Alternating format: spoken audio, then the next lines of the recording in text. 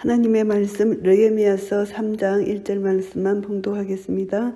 때에 대제사장 엘리야십이 그 형제 제사장들과 함께 일어나 양문을 건축하여 성별하고 문짝을 달고 또 성벽을 건축하여 함메아 망대에서부터 하나넬 망대까지 성별하였고. 아멘. 스룹바벨과 함께 최초로 이제 유다에 기한했던 대제사장 예수아의 손자가 엘리야십입니다. 그런데 이 엘리야십이 나중에 보면은 산발랏의 딸과 결혼을 했습니다. 13장 28절에 보시면은. 그리고 또 그는 이방인 도비아에게 성전에 방을 내어줄 만큼 산발랏 일당과 깊은 관계를 맺고 있습니다. 그렇다면은 엘리야십이 처음에 느헤미야를 도와서 헌신적으로 재건 사업에 참여했다가 나중에 산발랏 일당에게 매수당했지 않으면은 처음부터 이 불온한 마음을 가진 채 단지 백성들의 눈을 의식하여 형식적으로 재건 사역에 참여했다는 이런 추측이 가능합니다.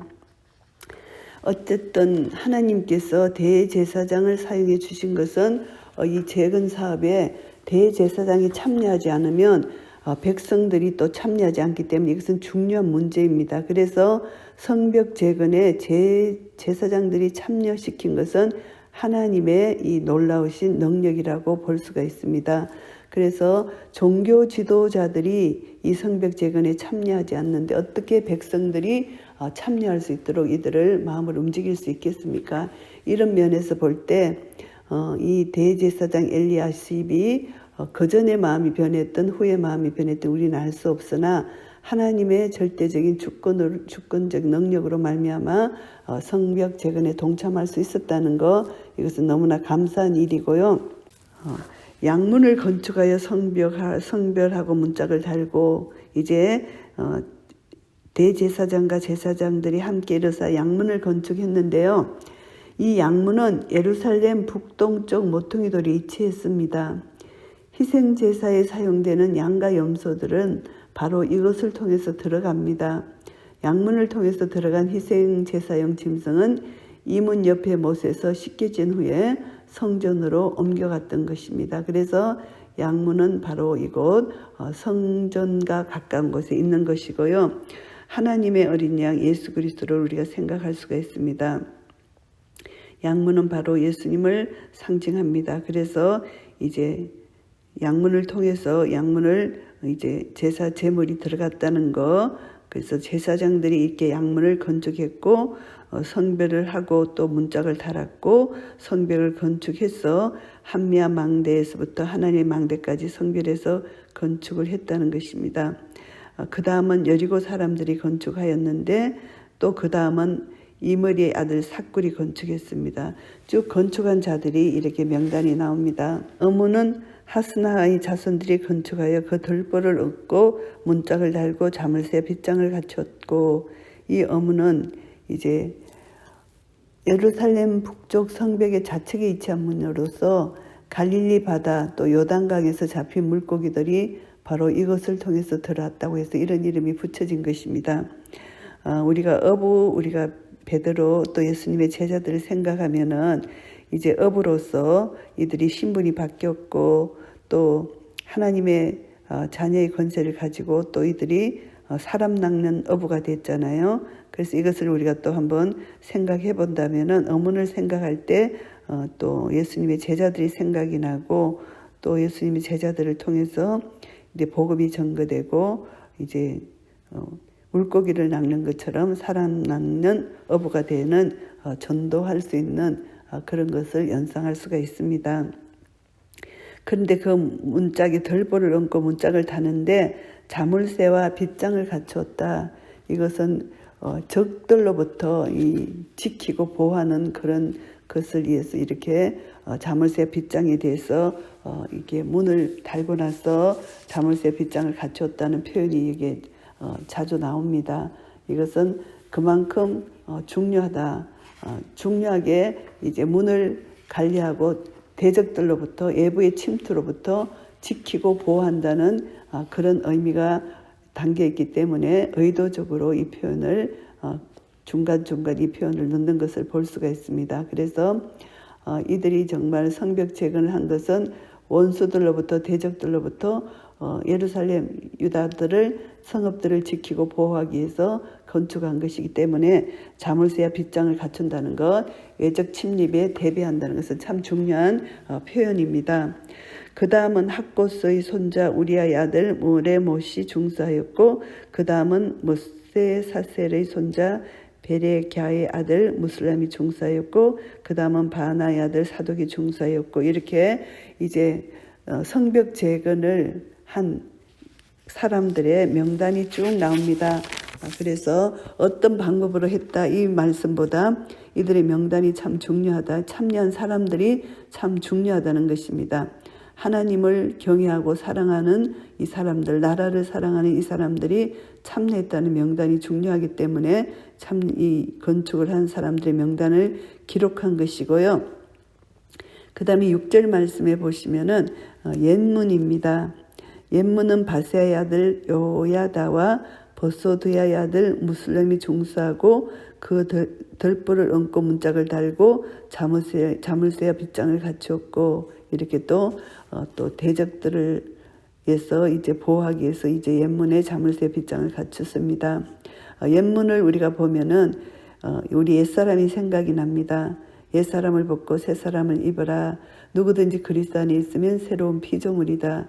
이런 말씀이 생각납니다. 그래서 이 옛문은 이제 어디에 위치해 있나 하면은 모퉁이 문과 동일시되는데요. 예루살렘 북쪽 약 300km 지점에 있는 문이라고 합니다. 이 문은 이제 도로로 통하는 문이라고 합니다. 그래서 옛문을 이렇게 또 중수했고요. 그 다음은 이제 기본 사람 물라디아와 메르로 사람 야돈, 이렇게 쭉 강수편 총독의 가날에 속한 기본 사람들과 미스바 사람들로 더불어 중사했고, 쭉 그들의 이름이 쭉 나오고요. 그 다음에 13절 보시면은 이제 골짜기 문을 중수합니다.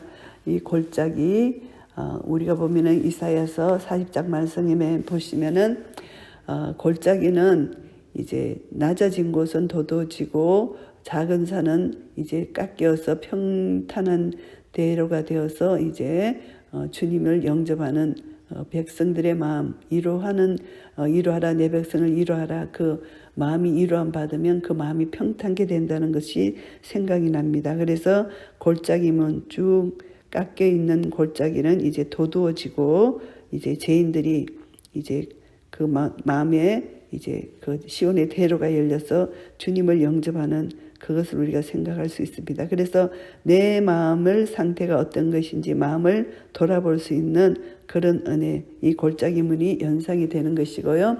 이제 골짜기 문은 한움과 산호와 금인이 중수하였고, 문을 세우고 문짝을 달고 또 자물쇠와 빗장을 갖췄다. 대적들로부터 보호하기 위한 것을 여기서 표현하는 것이고요. 14절 말씀입니다. 분문은 베타게람 지방을 다스리는 네갑의 아들 말기야가 중수하여 문을 세우며 문짝을 달고 자물쇠와 빗장을 갖췄고, 이 분문은 이제 예루살렘에서 나온 모든 온갖 쓰레기, 심지어 성전에서 희생제사 때 나온 짐승의 똥까지도 이 문을 통해서 흰놈의 골짜기에 버려졌다고 합니다. 그래서 이 분문을 생각하면은 우리 옛사람, 나의 모든 것, 나의 죄, 주님의 관계에서 방해되는 모든 배설물을 우리가 버려야 된다. 나의 모든 세상 가치관, 나의 철학, 나의 지식, 모든 것을 우리가 버려야 된다. 이 본문을 생각할 때 그것이 우리가 영적으로 우리가 그렇게 깨달을 수가 있고요. 그 다음 15절 말씀에 샘문은 미스바 지방을 다스리는 고로세의 아들 살룬이 중사하여 문을 세우고 덮으며 문짝을 달며 자물쇠 빗장을 갖추었다. 또 왕의 동산 근처 셀라목가의 성벽을 중사하여 다윗성에서 내려오는 청계까지 이르렀고, 이 샘문은 우리가 생각할 때 내 속에서 솟아나는 생수, 이 생수가 이제 샘문으로 우리가 생각이 납니다. 생수, 하나님의 백성들이 구원받는 그런 생수를 우리가 매일 마셔야만 말씀을 통해서 우리가 은혜를 받을 수가 있잖아요. 그래서 내 자신이 이렇게 씻어내리는 것, 구원의 우물, 내 속에서 솟아나는 샘물, 이렇게 우리는 샘문을 통해서 이제 솟아나는 샘물, 구원의 물, 기쁨의 물, 말씀을 우리가 생각할 수가 있는 것입니다. 그래서 샘문, 이 샘문을 지었을 때도 자물쇠와 빗장을 갖추었다, 이렇게 알 수가 있고요. 그 다음에 26절 말씀의 수문입니다. 이 수문은 이제 기원선 반대편에 위치한 것이고요.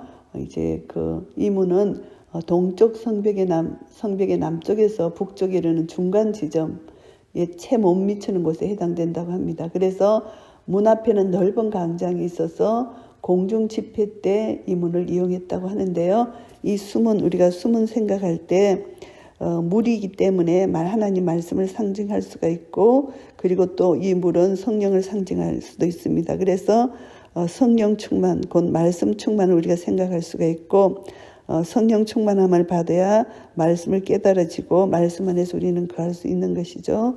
그래서 이제 하나님이 우리에게 말씀을 주시고 성령을 주셔서 우리 영적으로 회복시켜 주시는 그런 은혜를 생각할 수가 있습니다. 그래서 수문을 생각할 때 그런 은혜를 우리가 다시 한번 기억하고 영적으로 해석할 수가 있고요. 그리고 28절에 이제 마문입니다. 마문 위로부터는 제사장들이 각각 자기 집과 마주 대한 부분을 중수하였고, 이 마문에 대해서는 이제 동쪽 성벽에 있었던 문입니다. 이 마문이 그리고 말을 탄 사람들이 시내로 들어갈 때 이 문을 이용했었습니다. 그래서 이 마문은 솔로몬의 옛 왕궁으로 연결되는 문이라고 합니다. 그래서 이제 마문 북쪽 성벽을 여기서 말씀하고 있습니다. 제사장들이 각기 자기 집과 마주 대한 부분을 중수한 것입니다. 그래서 제사장들도 이제 성벽 공사에 참여했고, 그리고 또 다른 목사의 공사를 진행하고 있는 그런 것으로 우리가 알 수가 있고요. 그리고 이제 29절 말씀해 보시면은 동문직이 이렇게 나옵니다. 그 다음은 인멜의 아들 사독이 자기 집과 마주 대한 부분을 중수하였고, 그 다음은 동문직이 스갈의 아들 스마야가 중수하였다. 동문직이, 이제 동문은 예벽 성벽과는 상관없이 성전 건물에 속했던 문이었던 것 같습니다. 그래서 이 동문은 스룹바벨 성전 재건 때 복구되지 못했다가 이제 지금 성벽의 한 부분으로 복구되는 것 같고요. 동문은 이 성전 건물에 속했다는 것, 동문지기가 내의인이라는 것, 이 분명한 증거가 되는 것입니다. 우리 동문을 생각할 때 이 동문은 이제 주님의 재림을 기다리는 것으로 생각할 수가 있습니다. 에스겔서도 보면은 이제 동문에서 동쪽에서 이제 주님의 영광이 나타나는 것이죠. 그래서 동쪽은 하나님의 영광이 나타난다, 이렇게 생각할 수가 있는 것입니다. 그래서 동쪽 동문은 이제 우리가 주님의 재림을 기다리는 성도의 소망으로 바라보는 문이라고 볼 수가 있습니다. 그래서 주님은 이 동쪽에서 하나님의 영광이 나타난다는 거 우리가 다시 한번 기억하고요. 이스라엘의 회복, 평강의 양이신 우리 주 예수 그리스도의 재림이 이제 동쪽에서 있다는 그 소망을 가지는 그런 문이라고도 생각할 수가 있습니다. 그리고 이제 31절, 이제 그 다음은 검장색 말기야가 한밑갓 문과 마주대한 부분을 중수하여 느디딤 사람과 상고들의 집에서부터 성모퉁이 누에 이르고 성모퉁이 누에서 양문까지는 검장색과 상고들이 중수하였더라. 한밑갓 문, 여기서 한밑갓 문을 우리가 생각할 수가 있는데, 한밑갓 문은 이제 그 사무엘하 24장 9절 말씀을 보시면은 인구조사의 의미로 사용된 것입니다. 그래서 이 문은 이제 소집하는 문이다, 이렇게 생각할 수가 있습니다. 백성들이 특별한 어떤 행사가 있을 때 그 문 앞에 소집되었다는 것을 알 수가 있습니다. 그래서 동편 수문과 연결된 성벽에서 북쪽으로 약 90m 지점에 있다고 합니다. 그래서 오늘 이 문들을 우리가 영적으로 또 의미를 또 생각해 봤습니다. 느헤미야 3장 말씀을 정리하겠습니다. 느헤미야 3장 말씀을 통해서 우리는 이 성벽 재건한 이 공사에 참여한 사람들의 명단을 쭉 보게 되는데요. 1절부터 5절까지는 대제사장이 이제 대제사장과 제사장의 무리들이 성벽 재건 사업에 동참했다는 거. 그래서 이 종교 지도자들이 참여하지 않으면 백성들을 우리가 동참시킬 수 없다는 것을 알게 되고요. 이것도 전적인 하나님의 은혜였다. 대제사장 엘리야셉의 이 사람의 실체를 보면은 이 사람은 산발락과 너무나 친밀한 사람이었고, 이가 언제 신앙을 버렸는지는 알 수 없지만 우리 그런 것을 우리가 생각할 수 있는 점에서 볼 때 하나님의 강권적인 역사로 대제사장과 제사장이 이 성벽 건축에 참여했다는 것은 하나님의 은혜다, 이렇게 우리가 알 수가 있습니다.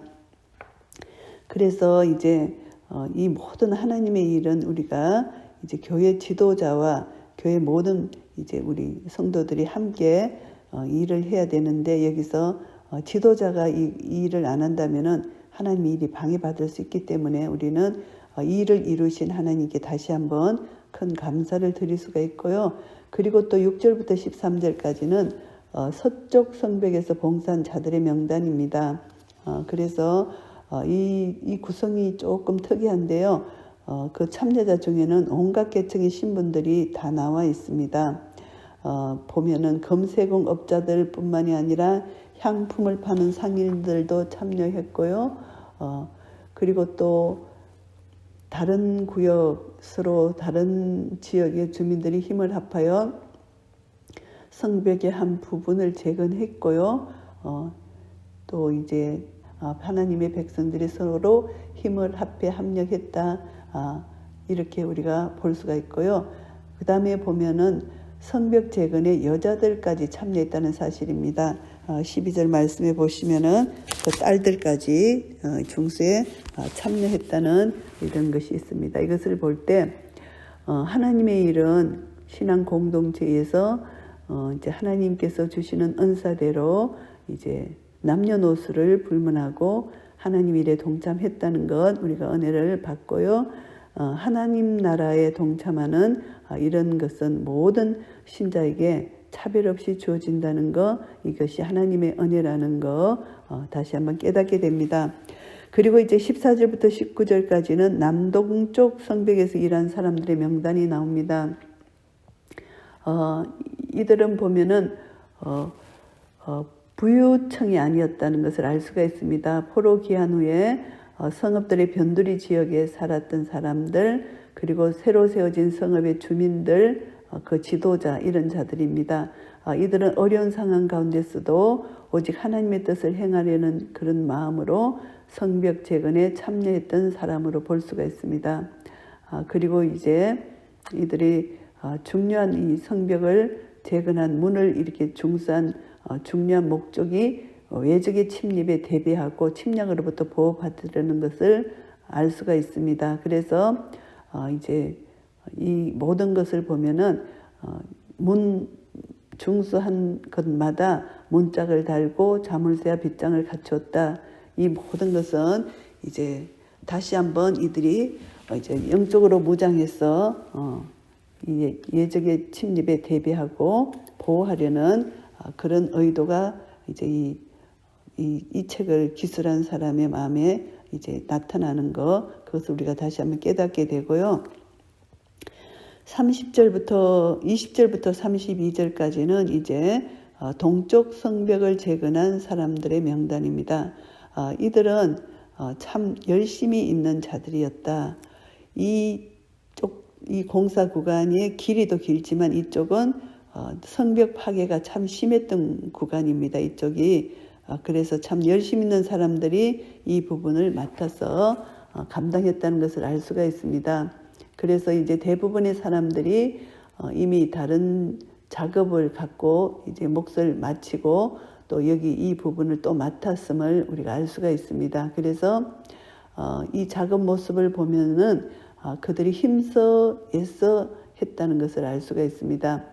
자신들에게 할당된 작업의 목만을 완결졌어도 칭찬받을 만한데 이들은 그것을 끝내고 또 다른 것을 또 함께 도왔다는 거, 이들의 열심을 여기서 우리가 다시 한번 알 수가 있어요. 그래서 우리가 자신이 맡은 영역의 책임감으로 봉사하는 것도 중요하지만 내가 맡은 봉사를 다 끝내고 또 아직 끝나지 않는 그 다른 그 부분을 우리가 돌아볼 수 있는 것, 이것이 또 우리 신앙적 열심을 가진 자들이 하나님의 뜻을 이루어가기 위해서는 다른 성도의 필요가 무엇인지 그것도 살피는 것이 중요하다. 이것을 우리가 깨닫게 됩니다. 그래서 하나님의 일은 우리가 억지로 하는 것이 아니고 하나님이 공급하시는 힘으로 우리는 하나님께 충성을 다할 때 우리를 통해서 하나님 나라가 확장되고 하나님 나라가 세워지는